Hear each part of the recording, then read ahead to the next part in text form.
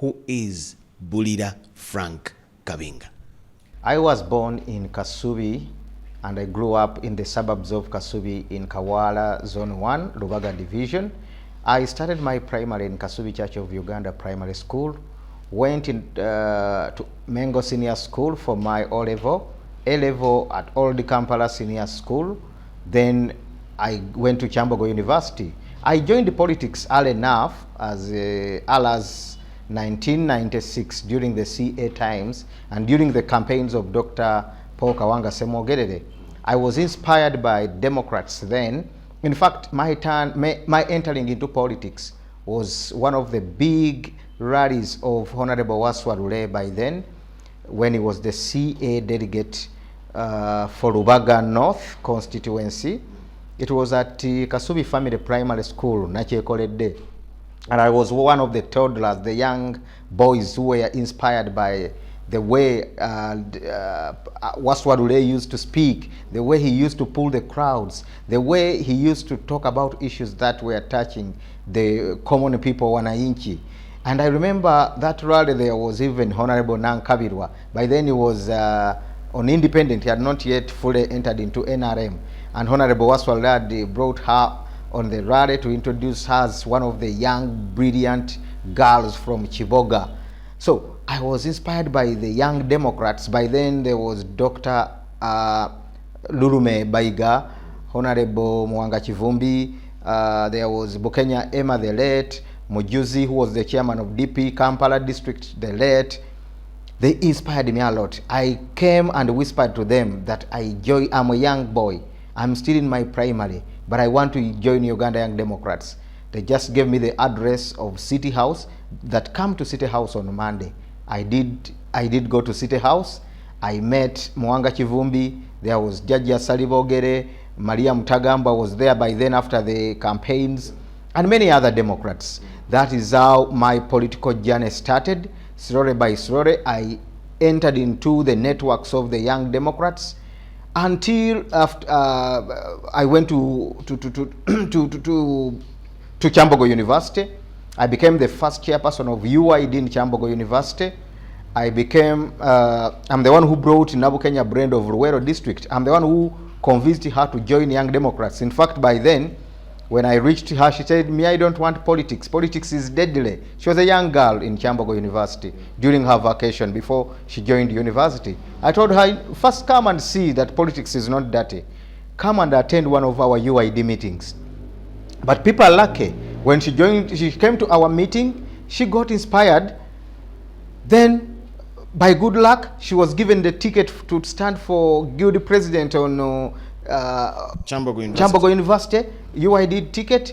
She was facilitated, helped by, in her campaigns, by then Sula Chidandala, Dr. Lurume, Honorable Matthias Mpuga, Mukasa Ambide. By then, I invited all of them, and they helped Nabukenya Brenda to become the good president of Kyambogo University after I left Kyambogo, and which raised her bar to now be the MP for Luwero District. So when we look at that background, you were a DP. I was DP. How do you cross into now the RPP? Briefly. I was one of the DPs who used to be called the Kakuta Kamu. It was a term given to all DPs who were in the side of Dr. Semogerere. You remember the time, there was a time when DP was divided between the group of Alhaji Nasa Sebagala, the Mabikes, Kakandes, and other Young Democrats. Then we, the Kakuta Kamus, the Sevana Chizito, Mwanga Chivumbi, Lulume Baiga, Sam Lubega, and others, the Damiano Lubegas, we believed in strengthening the values of DP. We were ideologically believing in conservatism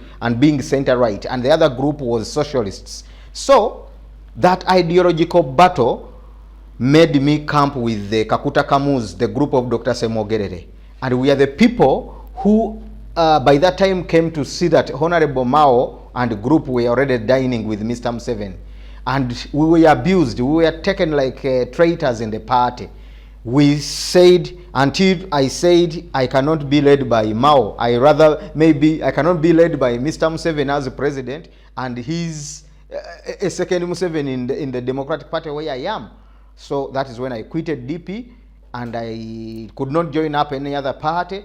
I decided to work with Dr. Kiyingi, Machazi was in Sydney in Australia, I saw that he's the one who was focused on changing Uganda, and he had the best ideology of the federal system of governance. The last office you mentioned was first leader of the UID in Chambogo. Did you hold any other political office in your life? I was the national spokesperson for the Uganda Young Democrats.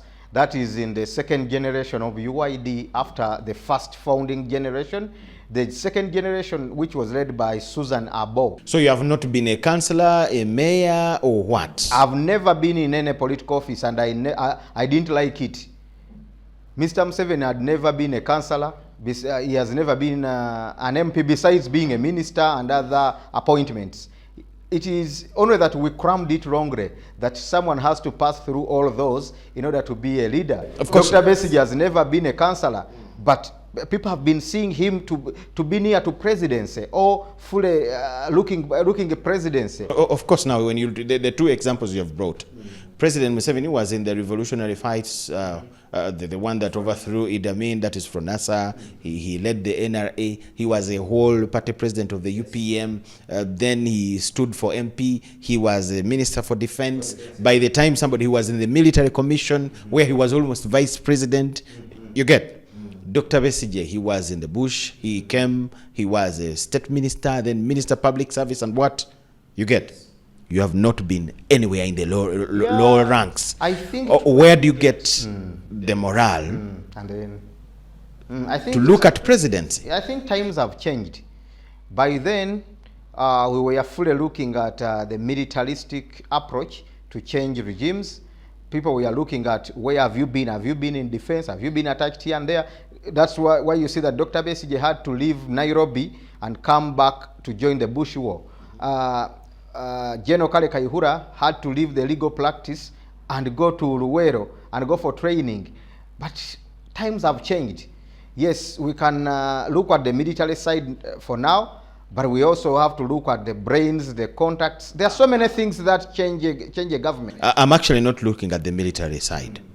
I'm looking at nurturing and being molded into a path. Yes. There are men that have been in parliament. You have colleagues, the many names that you have mentioned. Yes. You have colleagues that have been in parliament, they have been councillors, they have been mayors.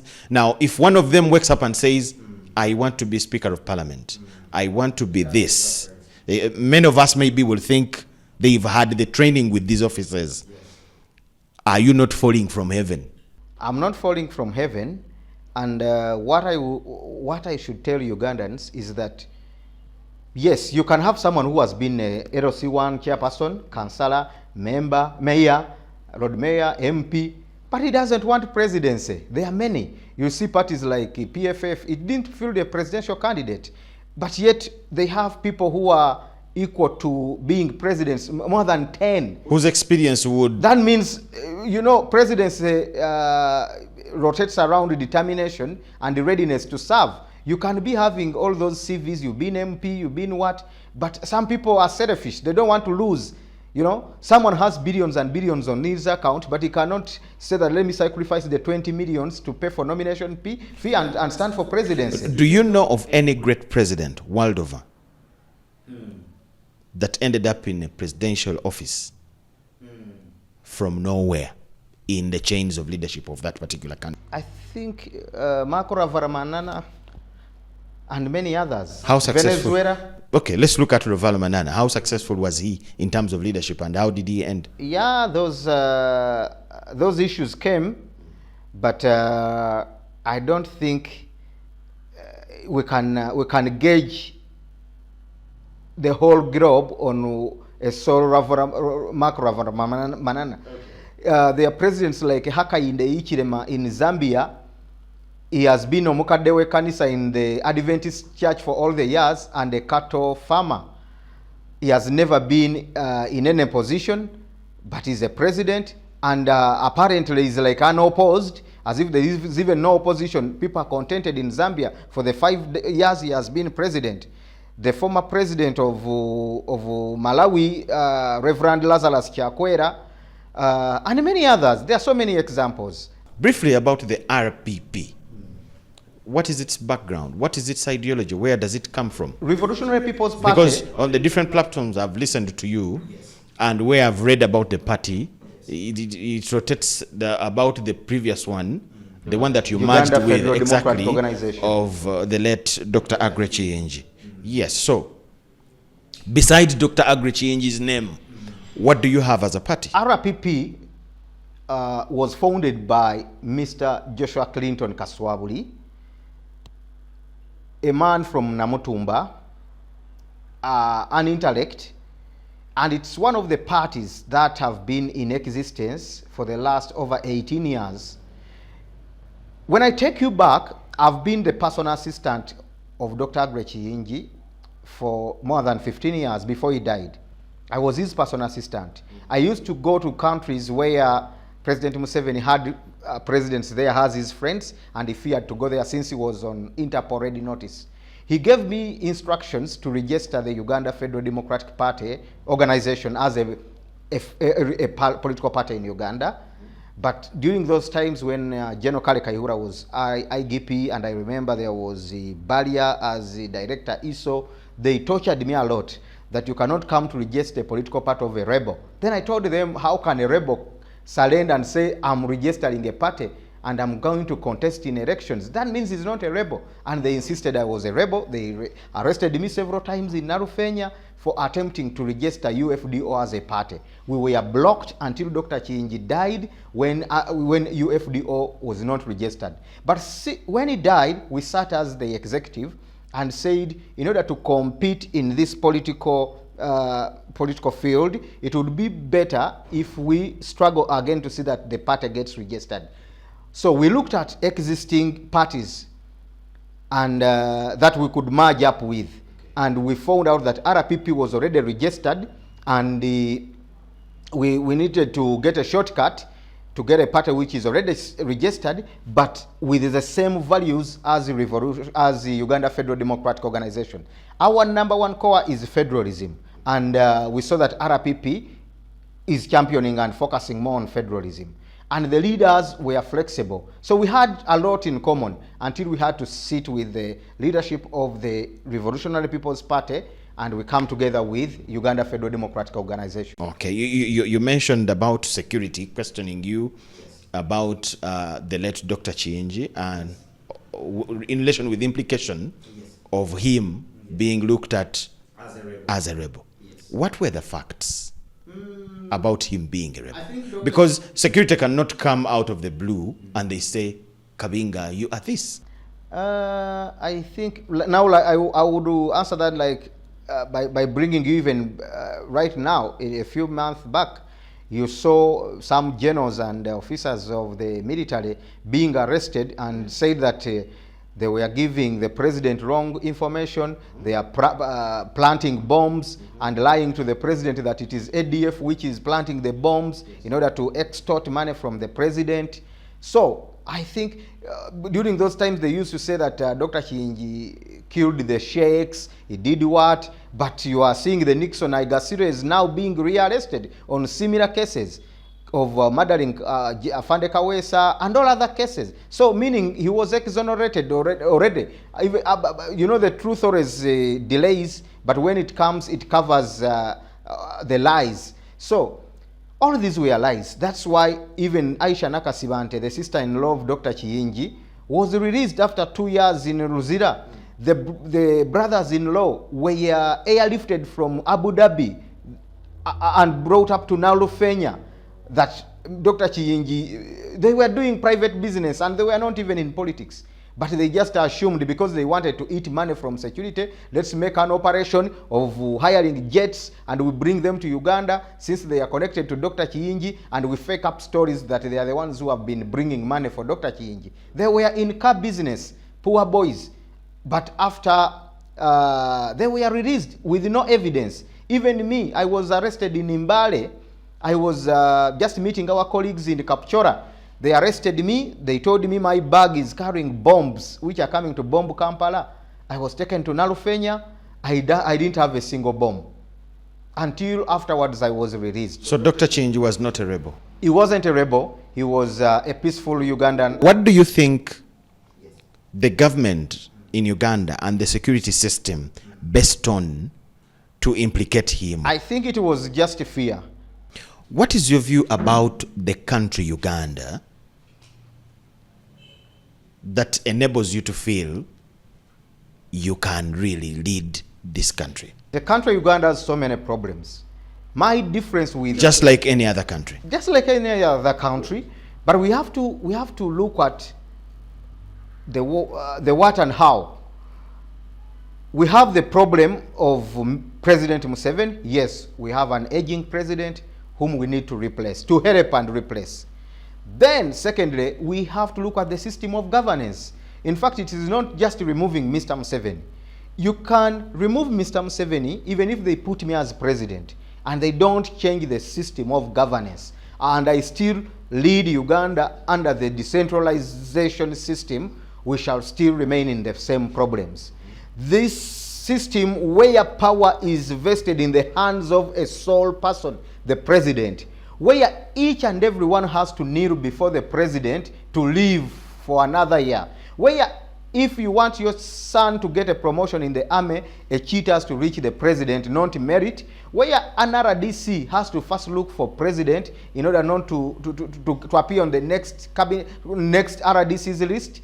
When a minister cannot officially open up a road, the Minister of Works, recently President Museveni was opening up the Clock Tower flyover. That is a work of Lord Mayor or a Minister of Works. It is as if we don't have, systems are not working. That is why I'm saying we have to change the president and also open up systems to work.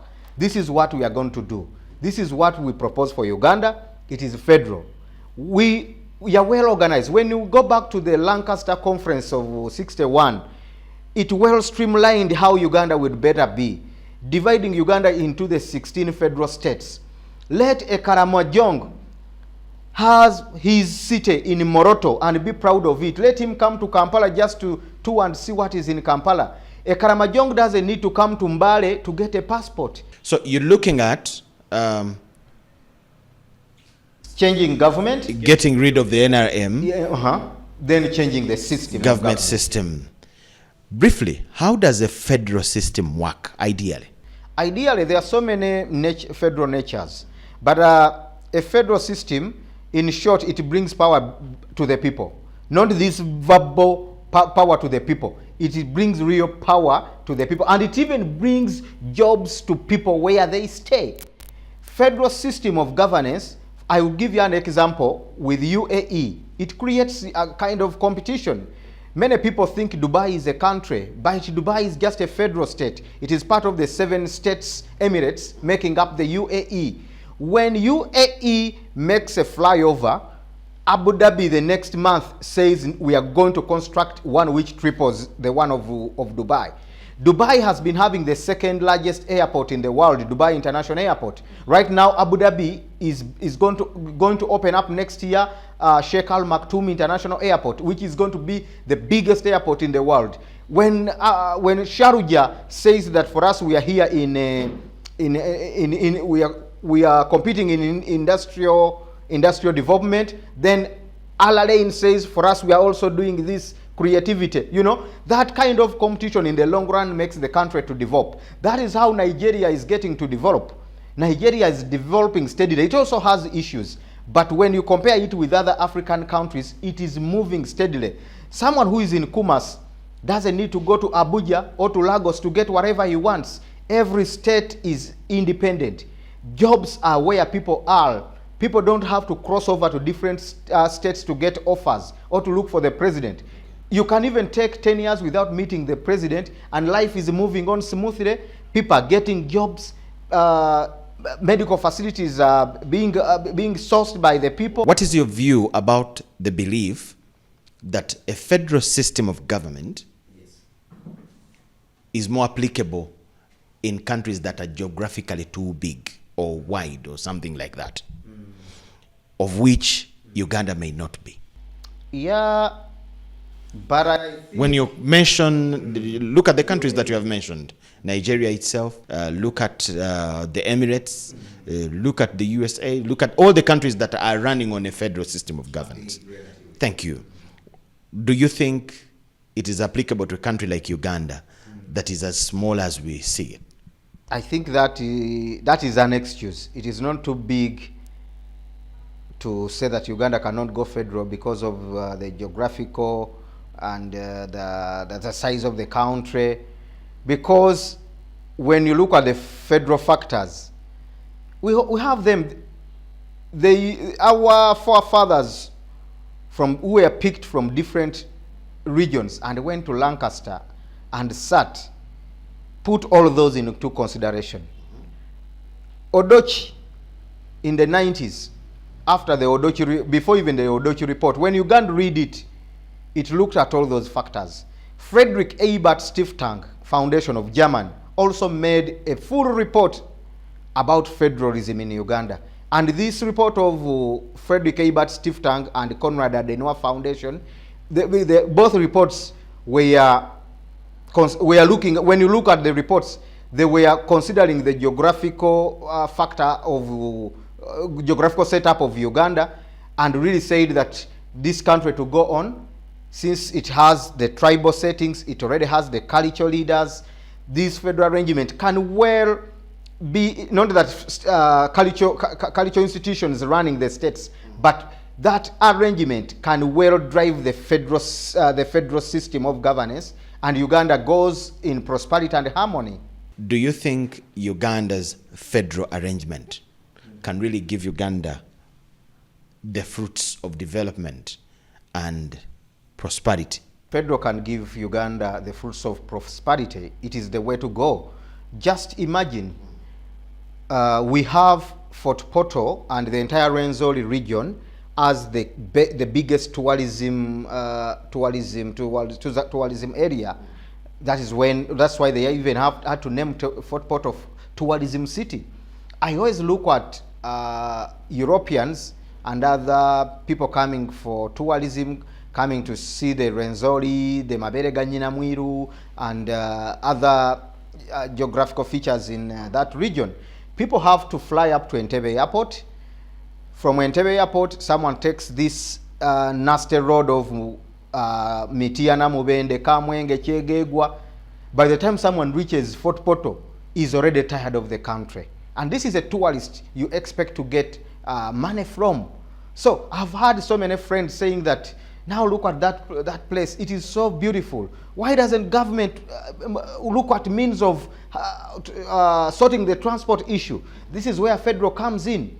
That in a federal system, Fort Portal and Toro as Toro would have an airport.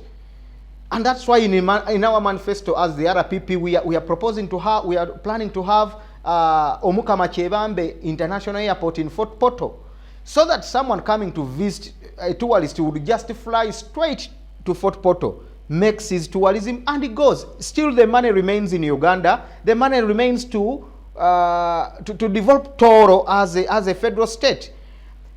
Just like you see Tanzania, someone comes to visit Mountain Kilimanjaro, he would just fly from London, take a direct flight up to Arusha in Kilimanjaro, and it feels Arusha is more like a capital city. So with these problems, we are looking at factors which will bring revenue to the country, and why revenue can easily be got under federal arrangement. All of these will be sorted. In your manifesto as a party, what kind of plans do you have for Uganda? We are looking at removing these failed programs like the Bonaba Gagawale already failed. Parish Development Model, Operation Wealth Creation, PDM. We want to replace them with the Federal Economic Empowerment Program. The Federal Economic Empowerment Program, the funds will be equitably given out by the federal government, the 16 federal states, and the money will be got from the federal administrative units. And there will be, this fund will be well monitored, not this PDM which has been failed by the RDCs, cadres. Here there would not be political connections. In order, you've seen President Museveni of late when he was carrying out his PDM countrywide program. people were giving testimonies that they were, in some areas, they were following the NRM register to register people who should get PDM money. In some instances, the RDCs were even summoned by the president himself for having misused the resources, which would have helped small business enterprises and the youth plus women. So in our program, we are looking at scrapping off and putting off these 3 programs of the NRM and replacing them with the Federal Economic Empowerment Program. Secondly, we want to remove the so-called patriotic corps, patriotic club. You don't need to convince someone to love his country. We are going to scrap this patriotism club and make Uganda be loved naturally. In fact, we are going to replace it with the National Youth Service. The National Youth Service is in Zambia. The National Youth Service is in Kenya. The National Youth Service brings on board all unemployed graduates and the unemployed graduates and those and those who have not gone to school. Every unemployed, as long as you have a national ID, you register with the National Youth Service. Then they train you in the best skills you can do. In Nairobi, National Youth Service, where Nairobi authority cannot do, in like cleaning trenches, sweeping roads, they bring the National Youth Service, and it is being paid by government.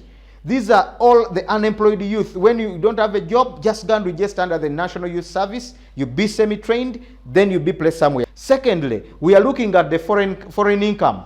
Yes, we have so many things bringing in money in Uganda to contribute to our budget.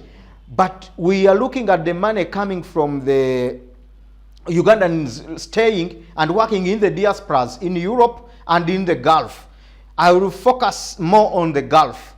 We have these people we call the Kadamas and Sekadamas. We have so many brothers and sisters coming from as far as Kamwenge, Fort Porto. They go to look for greener pastures in Saudi Arabia, in Qatar, in Turkey, and in UAE. I've been with these sisters and brothers. They are crying, they are suffering. These Kadamas have suffered a lot, and we have not helped them. Government has not helped them, and even the current opposition has not done anything.